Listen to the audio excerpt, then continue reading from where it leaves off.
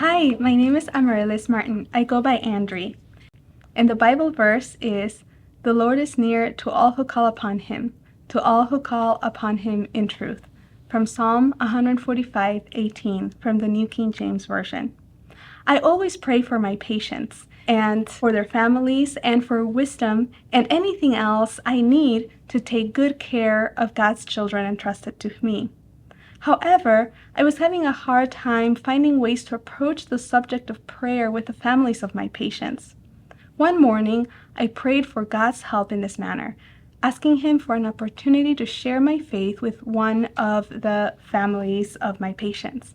And then I went to work determined that somehow I would offer to pray with someone. My plan and determination was immediately crushed upon my arrival at work. I was told that the machine giving full heart and lung support to one of my patients, the patient was on ECMO, was covered in clots. This meant that if I did not exchange the entire machine, the clots would go to the patient's body and cause a potentially deadly stroke. The problem was that the infant was so sick and hence had a high chance of not surviving the exchange. To compound things, my list of patients had expanded overnight, and the in-training intensivist, my fellow, working with me that week had worked overnight and by law had to go home to rest. This left me alone with the rotating in-training general pediatricians who had not yet have much experience taking care of the extremely sick children.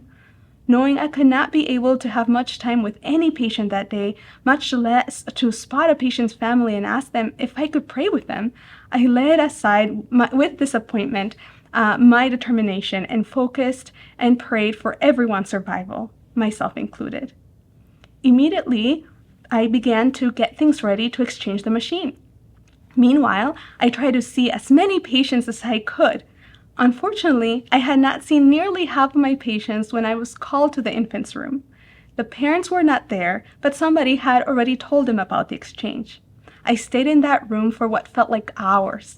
In the interim, the charge nurse asked me if I could downgrade from the PICU a particular adolescent patient of mine because there were more patients waiting to come to the unit. Since the patient had been admitted overnight and I had not met her yet, I did not feel comfortable making such a decision. Not long afterwards, the oncologist gave me a call, telling me how comfortable she felt to have the adolescent be downgraded to the oncology floor. I still could not leave the infant's room until the machine was exchanged, but I had made it a point to go see the adolescent next. The machine exchange only took a couple of seconds. However, as I expected, the child did not tolerate it. Upon discontinuation of the old machine, the infant's oxygen levels began to drop from 100%. Despite hooking the child to the new machine, the oxygen levels continued to decrease. Soon, the infant's heart rate also began to drop. I would need to resuscitate the child if the heart rate dropped to less than 60 beats per minute. However, I could not do chest compressions on the infant because I would dislodge the machine from the patient. Hence, the machine was the only mechanism by which the child's life could be spared, that is, if the child tolerated it. Everyone in the room stared with anticipation and fear at the monitor while somebody kept their hand on the baby's pulse. When the child's oxygen levels dropped below 20% and the heart rate dropped to below 30 beats per minute, and not being able to do anything else for the child, my heart automatically screamed in desperation, "Lord!" Immediately, the heart rate stayed put, 24, 24, 24. Everyone held their breath. Slowly but surely, the heart rate began to go up, and the oxygen levels followed suit. When the heart rate reached over 100 beats per minute and the oxygen levels to 80%, relief was seen in the faces of everyone in the room. The child's life had been spared. Still processing what had just happened and seeing that it was taking a long time for the infant's oxygen levels to go up farther, I made my way to quickly lay eyes on the adolescent.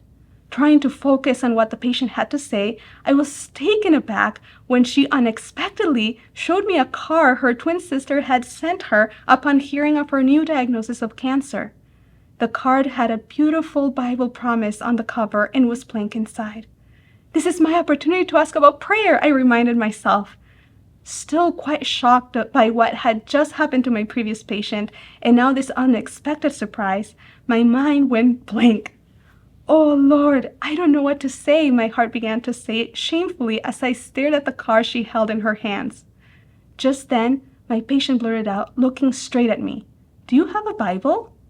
Now she had my full attention. A Bible? I tried to make sure I had heard everything correctly.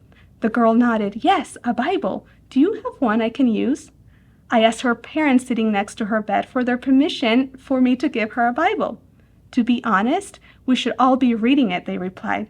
"Of course, no worries," I said, trying not to show much excitement. "I will get you a Bible, and if I cannot give it to you by the end of today, I'll definitely give it to you by tomorrow. Is that okay?" The girl smiled joyfully, making me promise what I had just said. I felt like I could not stay in her room much longer, worried about the infant's oxygen levels that were still low and about the many other patients I still had not seen. I quickly told the parents the plans to downgrade her to the oncology floor and promised the girl that I would get her the Bible. As soon as I left the room, I quickly checked on the infant, whose oxygen levels were slightly higher but not perfect yet. I then stepped aside and called my husband. As a trauma surgeon, it was extremely rare for my husband to be free, and even rarer for him to be at home at that time of day. "Do we have a Bible at home to give away?" I blurted out upon answering the phone. "A patient of mine asked for one." Searching at home, he replied, "I don't see one, but we can give as a present, but I can get one right now." "Yes, please," I said happily, thanked him for it, assured him that I was busy but okay and that I loved him, and then hung up. I then went on and seen the rest of the patients I had on my list. The following day was not as busy, especially since my pediatric fellow, PICU fellow, was back. I broke from the dream for a moment, then took the Bible, which I had written the patient's name in it, and went to find the patient in the oncology floor. As I approached the door, I saw a child professional playing the guitar for the patient. I felt bad interrupting, but I knew this was my only chance I could get to see her since I was sure she would get discharged home that day. "Do you remember me?" I asked as I entered the room and interrupted the music. As soon as the adolescent saw the Bible, she leaped out of the bed and did an extensive salute to thank me. "You remembered," she said with a big smile on her face as I handed her the Bible. Of course she remembered me. The parents smiled and were grateful. Not wanting to take too much time away from the guitar and thinking about the team and patients I had left behind, we exchanged a few words and I left. This experience taught me that praying with the families of my patients is a great thing, but may not necessarily be the sole goal of my ministry every day. In fact, some parents don't want somebody to pray with them as a pediatric intensivist. And as such, I have also had parents who would get anxious every time they saw me for fear that my presence meant that their child was not doing well. I have also had parents who asked me to leave them alone for some time as they grieve for their loved one. Other parents have frankly told me that they wish they would never see me ever again, understandably so.